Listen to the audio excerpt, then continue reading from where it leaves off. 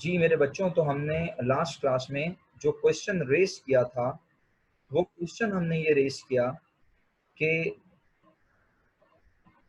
Business partnership business के लिए क्या कोई कानून मौजूद है, और अगर पार्टनरशिप बिजनेस के लिए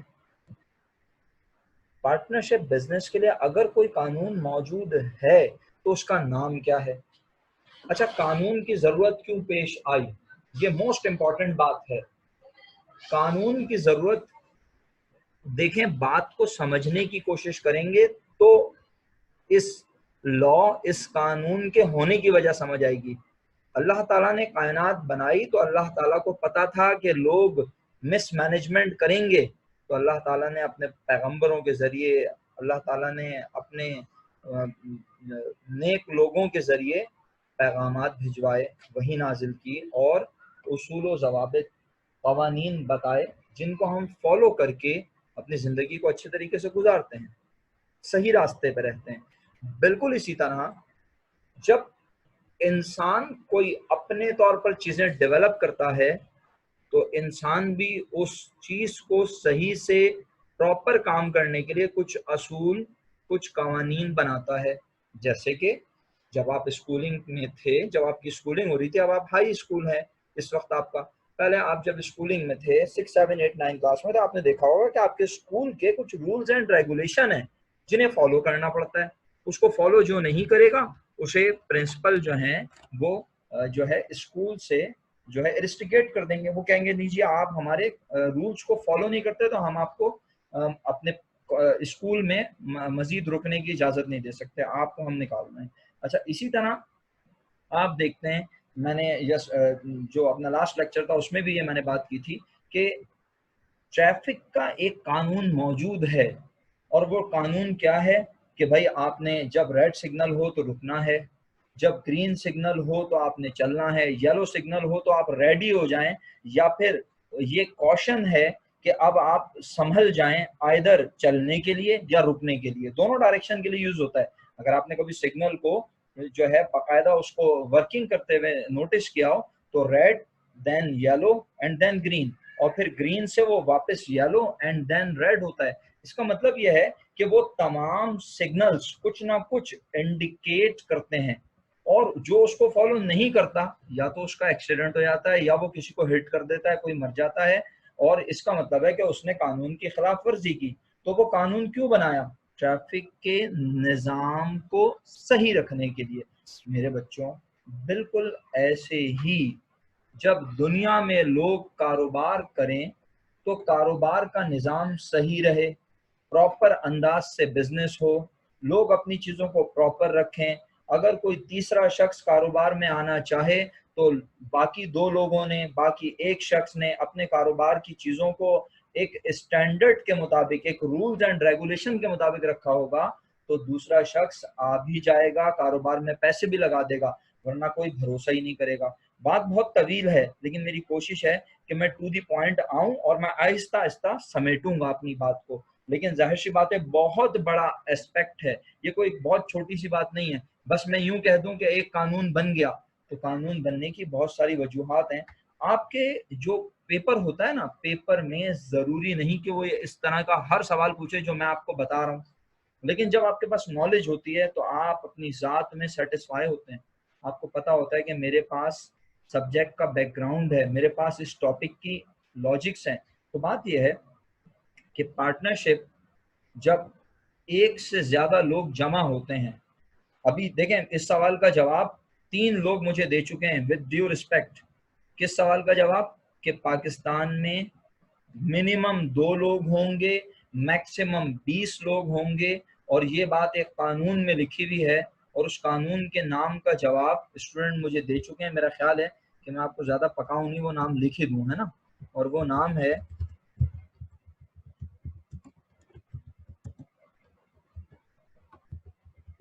ये एमसीक्यूज में अक्सर आ जाता है, तो आपने इसे याद रखना है प्यारे बच्चों। Partnership act 1932। अच्छा, अब क्वेश्चन ये रेज होता है कि असल में ये कानून बनाने की वजह क्या है भाई?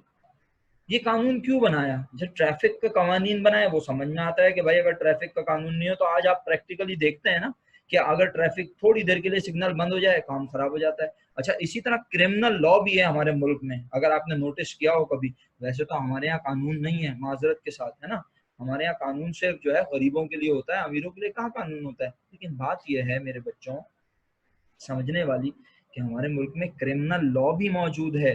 क्रिमिनल लॉ के लिए आपको पता है एक अदद पुलिस भी है, एक डिपार्टमेंट भी है जो उस क्रिमिनल लॉ को इम्प्लीमेंट करता है हमारे मुल्क में, उस कानून की पासदारी करवाता है लोगों से।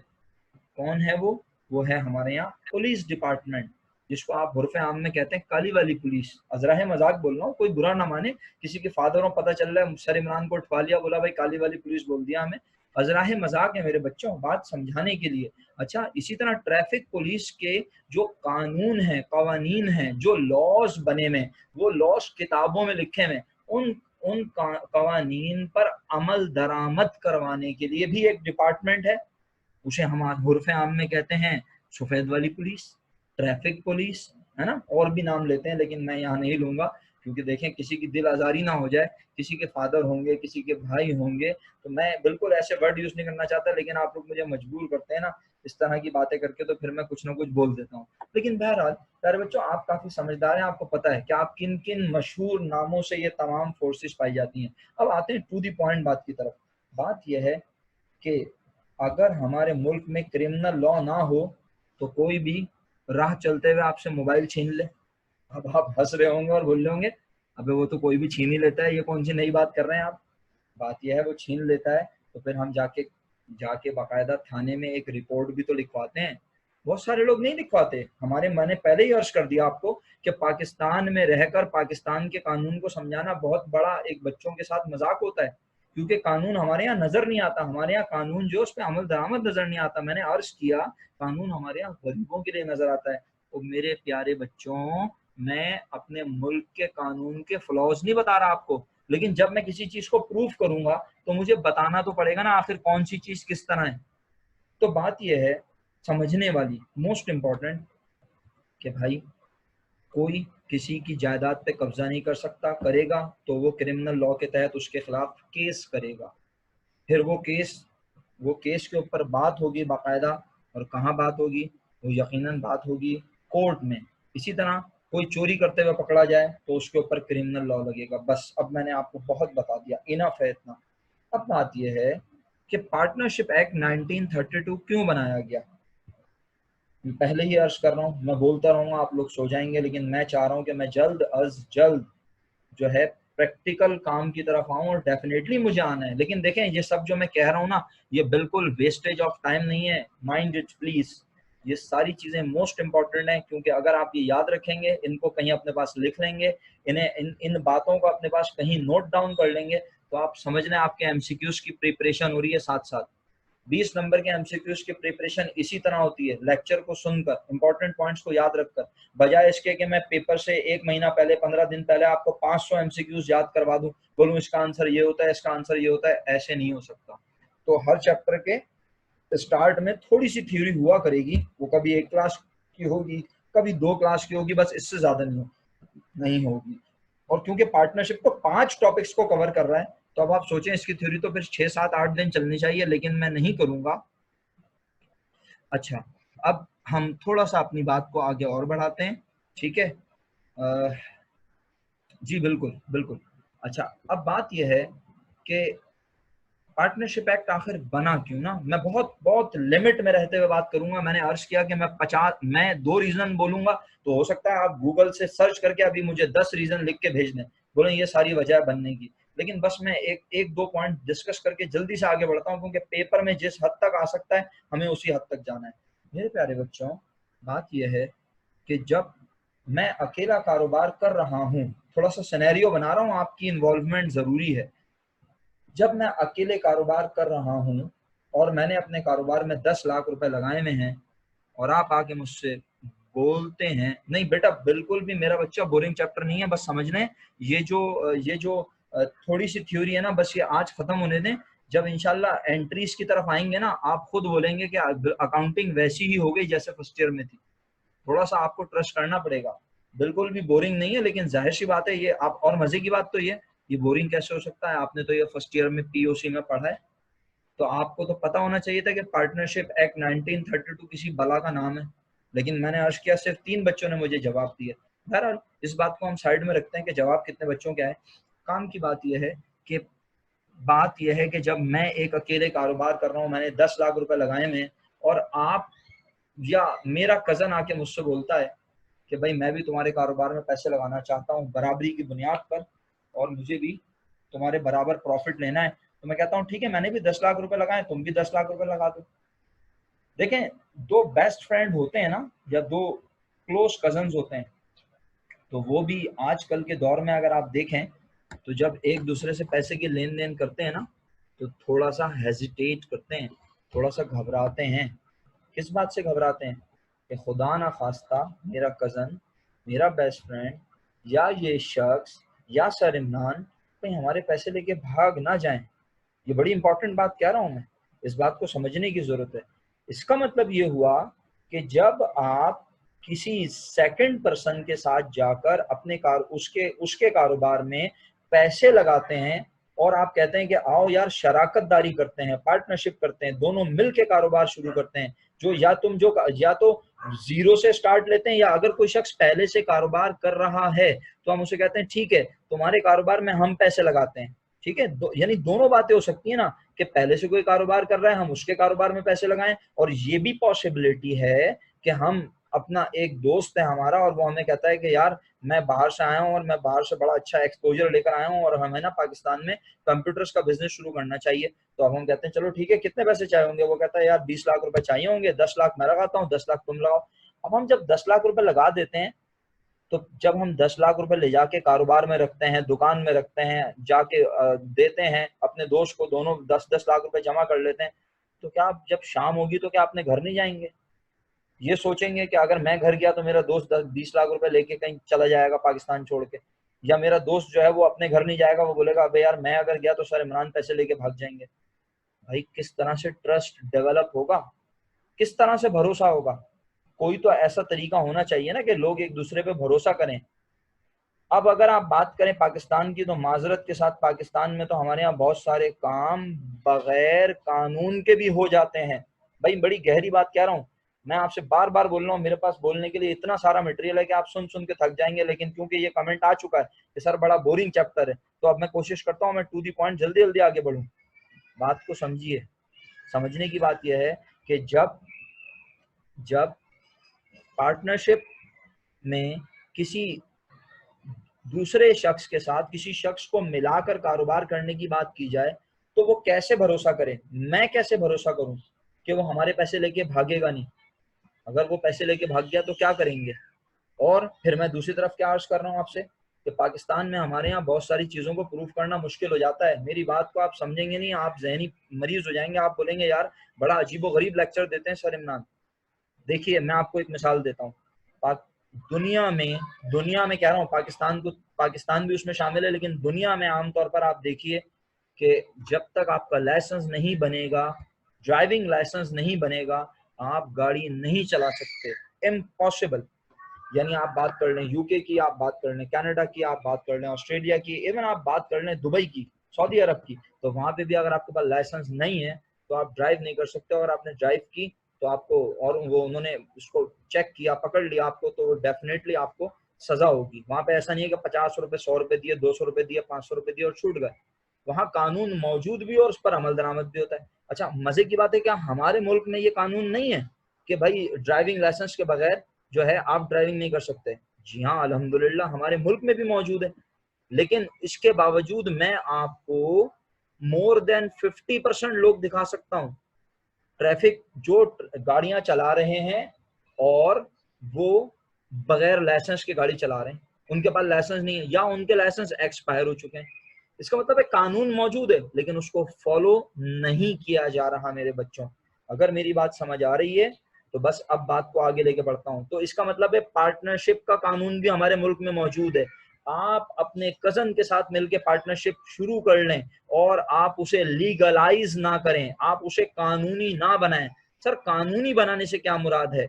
यानी आप पार्टनरशिप एक्ट 1932 में जो तरीका बताया गया पार्टनरशिप बनाने का, जो उसूल बताए गए हैं, आप उन्हें फॉलो ना करें, आप बोले अरे बस ठीक है छोड़ो यार, क्या क्या एग्रीमेंट वेग्रीमेंट बनाना, बस सही है, मेरा बेस्ट फ्रेंड है, मेरा कजन है, मेरा फर्स्ट कजन है, मेरी खाला का बेटा है, मेरे मामू का बेटा है, और ये पैसे लेके कहाँ भागेगा, और आप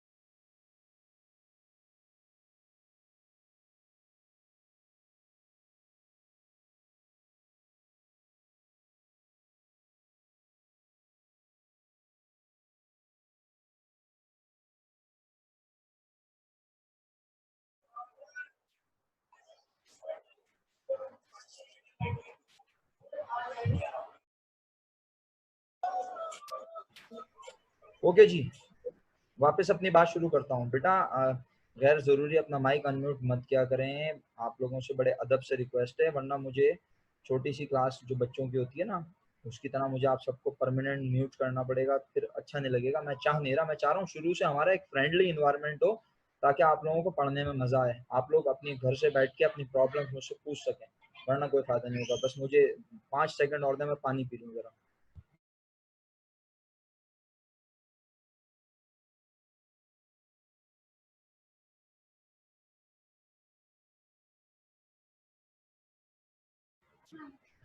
जी मेरे प्यारे बच्चों, बात यह है, अब इस चीज़ को समझने की ज़रूरत है, मेरी पूरी क्लास को। बात यह है कि जो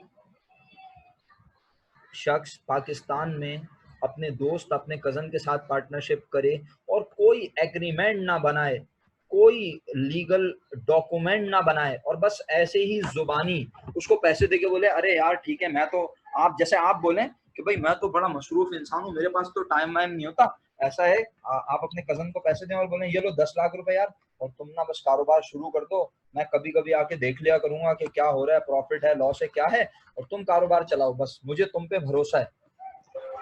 जब आप ये स्टेटमेंट देते हैं अपने कज़न को, अपने दोस्त को, और वो आपकी इस बात को सुन के कहता है ठीक है, मैं भी तुम पे भरोसा करता हूँ कि ठीक है तुमने मुझे इजाजत दे दी, अब वो कारोबार शुरू कर देते हैं दोनों, तो क्या वो कानून के मुताबिक है?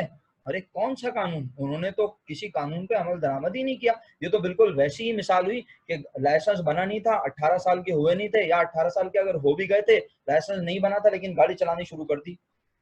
तो अगर दो लोग पार्टनरशिप शराकत तो कर लें आपस में, दोनों 10-10 लाख रुपए लगा के कंप्यूटर की दुकान खोल लें, लेकिन ना कोई एग्रीमेंट बनाए, ना कुछ हो। अब मैं आगे बढ़ रहा हूँ।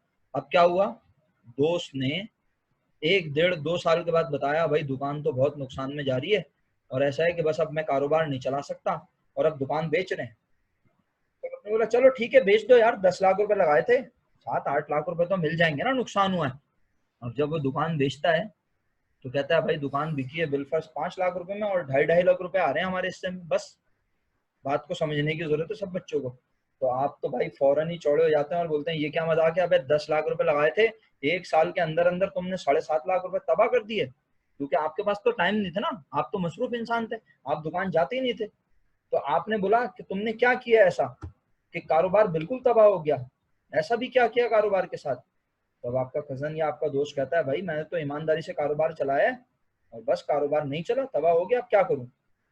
तो ऐसी सूरत में आपकी आपके कजन की जब आर्गुमेंट, बहस होती है, डिबेट होती है, तो फिर लड़ाई तक पहुंचती है। कहाँ जाते हैं फिर लड़ाई होती है तो?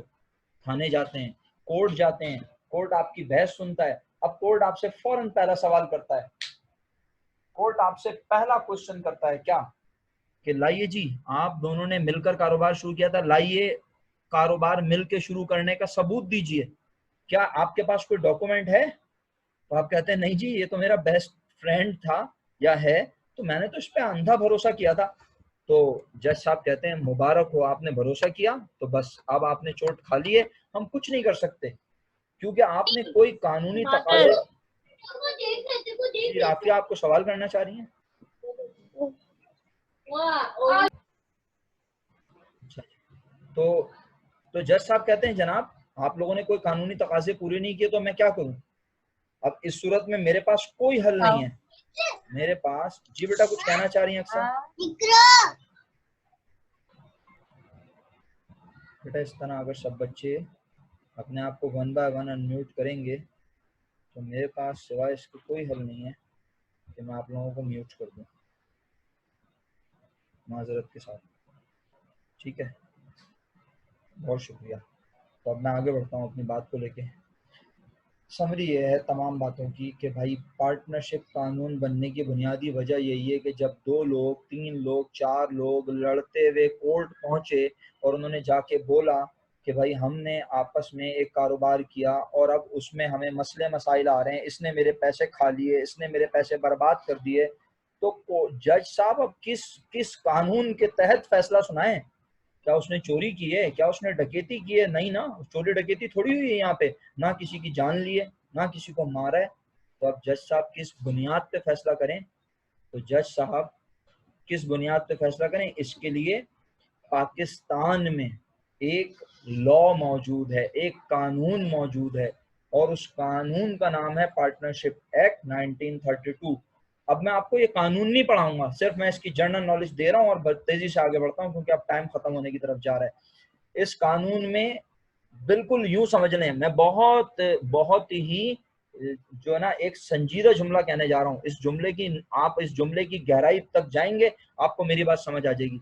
जैसे कि अल्हम्दुलिल्लाह मेजॉरिटी आप में मुसलमान ही है, और अगर कोई और भी हमारे दरमियान है किसी और दूसरे रिलीजन से, तो हर रिलीजन की कोई ना कोई बुक जो है वो मौजूद है।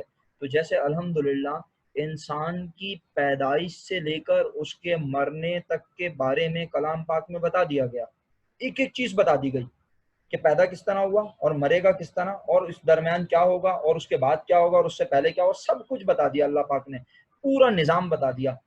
अब बिल्कुल इसी तरह एक पार्टनरशिप कारोबार शुरू होगा तो किस तरह से होगा, उन्हें एग्रीमेंट बनाना होगा, पार्टनरशिप डीड बनानी होगी। सबसे पहले क्या बनानी होगी? पार्टनरशिप डीड, डी, और इसे आसान लफ्जों में एग्रीमेंट भी कहते हैं। ये बिल्कुल उसी तरह की चीज है जैसे कि आप अपना घर किराए पे दें या आप घर किसी से किराए पे लें तो आप एक एग्रीमेंट बनाते हैं जिसमें आप लिखते हैं कि मैंने इन साहब से किराए पे मकान लिया, बिल्कुल उसी तरह की चीज बनती है।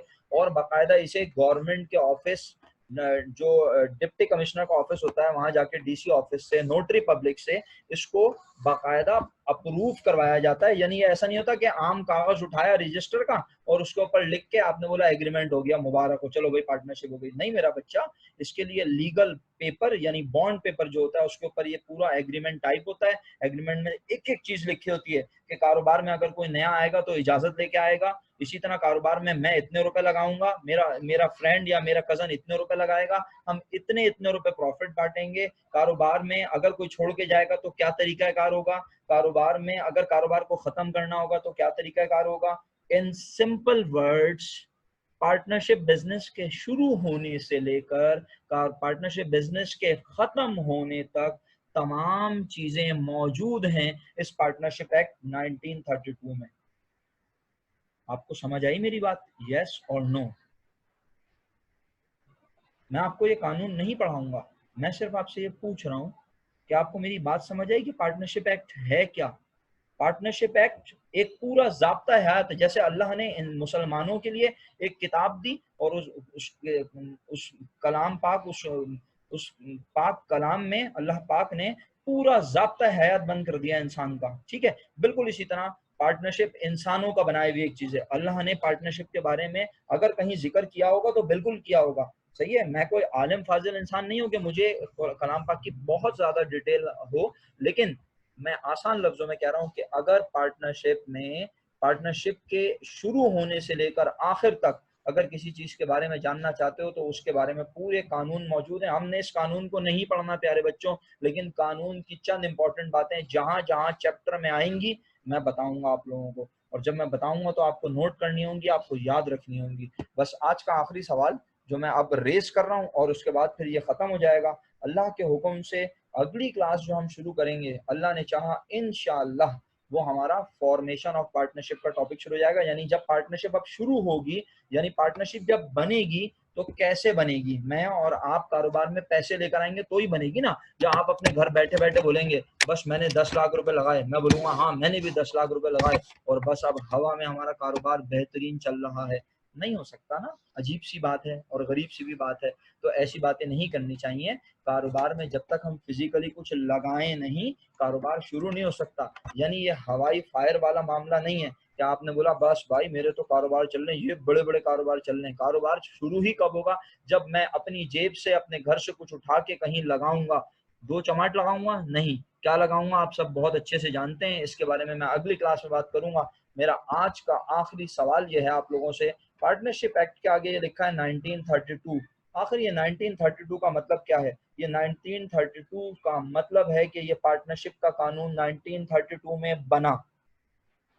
तो फिर आपने क्वेश्चन रेज किया, आपकी तरफ से क्वेश्चन आना चाहिए। और क्योंकि अब हम ऑनलाइन टीचिंग कर रहे होते हैं, ऑनलाइन पढ़ रहे हैं, तो अब हमारे पास इतना टाइम नहीं होता कि मैं क्वेश्चन करने का आपको टाइम दूं या फिर क्वेश्चन करवाऊं आपसे। हो सकता है किसी दो के दिमाग में सवाल आ रहा हो, बाकी सारे बेचारे सुन हो, या किसी के घर मेहमान आए हो, वो बेचारा वैसी आवाजों से परेशान हो रहा हो। एक तरफ मेरी आवाज थ्योरेटिकल बातें सोच रहा हो, क्या पढ़ रहे हैं क्या पढ़ रहे, कुछ नहीं पढ़ रहे, समझ ही नहीं आ रहा क्या चल रहा है। तो भाई क्वेश्चन ये है कि पार्टनरशिप एक्ट 1932, ये पार्टनरशिप का कानून 1932 में बना। मेरे प्यारे बच्चों, पाकिस्तान 1947 में बना, पार्टनरशिप एक्ट 1932 में बना। ये क्या मजाक है भाई? पाकिस्तान में पार्टनरशिप का जो कानून फॉलो किया जाता है वो पार्टनरशिप एक्ट 1932 के तहत है। तो बात ये, पाकिस्तान तो बना ही 1947 में, तो ये कौन सा कानून है? पाकिस्तान बनने से पहले ये कानून बन गया था। जी हाँ बिल्कुल बन गया था। तो इसका मतलब है ये कानून किसने बनाया?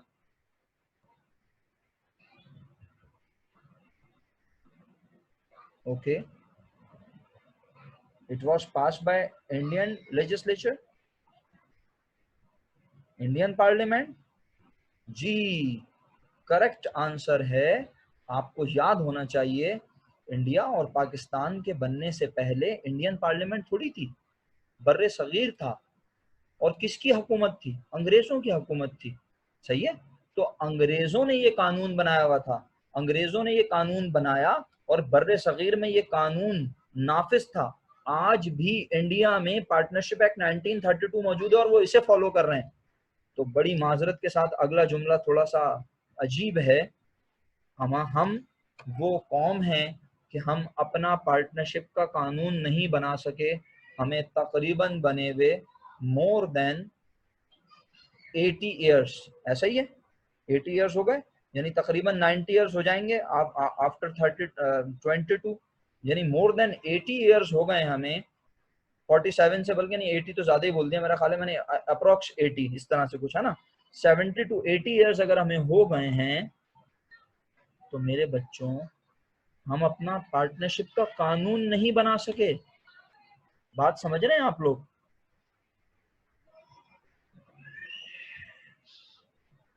अच्छा, तो अब यहाँ पे बड़े अच्छे अच्छे लोग कमेंट्स कर रहे होते हैं। तो ये ब्रिटिश दौर का है, बिल्कुल ब्रिटिश दौर का है। तो ये पुराने कॉन्सेप्ट्स पर नहीं होगा। नहीं, देखें, बात कॉन्सेप्ट्स की नहीं है, बात है उसूलों की। अब जी जो ट्रैफिक के कानून है, जो ट्रैफिक के कानून पता नहीं कितने, ये रेड सिग्नल पूरी दुनिया में चलता है ना। तो अगर कोई चीज बन गई है और उस पर बहुत सारे लोग मुत्तफिक हैं कि हाँ यार ये रेड कलर जो होता है ये बहुत दूर से नजर आ जाता है, तो अब ऐसा नहीं है कि कोई एक वक्त आएगा कि लोग कहें कि नहीं जी अब ये ना रुकने वाली साइन रेड के बजाय जो है ना वो ब्लैक हो जानी चाहिए। क्या ख्याल है? तो इसी तरह इसमें बहुत सारी चीजें ऐसी हैं, रद्दोबदल होती हैं। हम बीइंग अ मुस्लिम अपना एक, जैसे हमारे मुल्क में, क्या आप आवाज आ रही है लोगों को? जिन्हें आवाज आ रही है मेरी प्रॉपर, जरा मुझे वो प्लीज बताएं, हैंड रेज करें। आखिरी मिनट चल रहा है, मैं अपनी बात मुकम्मल कर लूं। ओके, तो यकीनन राफिया आपके पास नेट का मसला आया होगा बेटा, बाकी सबको आवाज आ रही है, मैं अपनी बात मुकम्मल कर लूं। देखो बात यह है समझने वाली ना, कि पार्टनरशिप एक्ट 1932 अंग्रेजों के दौर में बना और इसमें वो तमाम बातें लिखी हुई हैं जो कि पार्टनरशिप के लिए जरूरी हैं। बस अब मैं अपनी बात मुकम्मल करने लगा हूँ। अल्हम्दुलिल्लाह क्लास को ये समझ आ गया कि पार्टनरशिप एक्ट क्यों बना है, पार्टनरशिप एक्ट में क्या है। और पार्टनरशिप एक्ट 1932 भी याद रखने की चीज है, पेपर में आ जाता है अक्सर एमसीक्यू में कि in which year partnership act was pass, या पार्टनरशिप एक्ट वाज मेड। सही है, या पार्टनरशिप एक्ट इज, और आगे वो क्वेश्चन मार्क लगा के यानी चार आपको ऑप्शंस दे देता है। तो आपको पता होना चाहिए पार्टनरशिप एक्ट 1932 में बना था। ठीक है, लास्ट मिनट रह गया है,